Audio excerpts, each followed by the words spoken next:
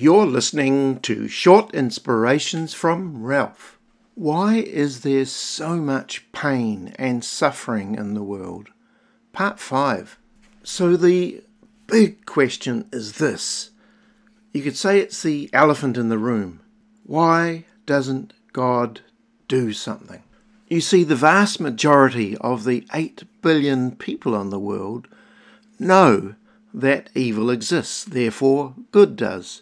And of course, that's apart from people on the fringe who don't believe in evil or good, or have their own shifting sand version of good and evil.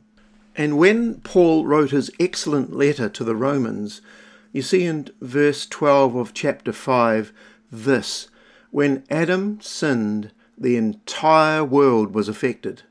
Sin entered human experience, and death was the result. And so death followed this sin, casting its shadow over all humanity. Listen to this, because all have sinned. And this sin is like rust that never sleeps. It's like a highly infectious, fatal disease that keeps on going until we're all destroyed. So why doesn't God do something about it? So here's some scenarios that God could do. Firstly, he could destroy us. He's all-powerful, isn't he? And perfectly capable of wiping out the human race. No people, just animals and plants. Or God could handpick the evil people and eliminate them. All murderers, rapists and terrorists, any truly wicked person would go. And of course anyone else who's potentially wicked. That would mean the rest of us would be left in peace.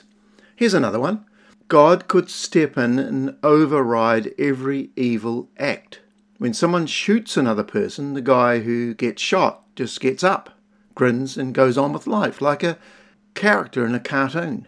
Or if you drive off a cliff, you're a bit dazed for a minute or two, but then you shake it off. Our choices would make no difference. People would be immortal like Superman, unable to get hurt or die.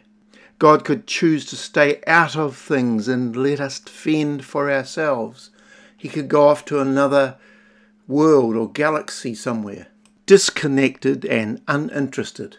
Or God could periodically step in, perhaps not known to us, but maybe just behind the scenes, eliminate evil. We wouldn't know what he's up to. It would all be a sort of mystery. But there's a problem with most of these scenarios, and that is that none of us are righteous. We're all sinners. There is none righteous, no, not one, Scripture says. Here's another one. God could get a taste of what we go through by experiencing the evil of the world personally and knowing what it feels like.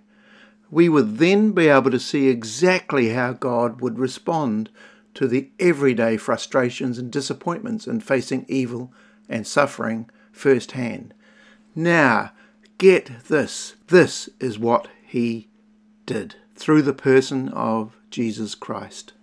And the best way that I can illustrate what Jesus did for us is through a simple story from World War II.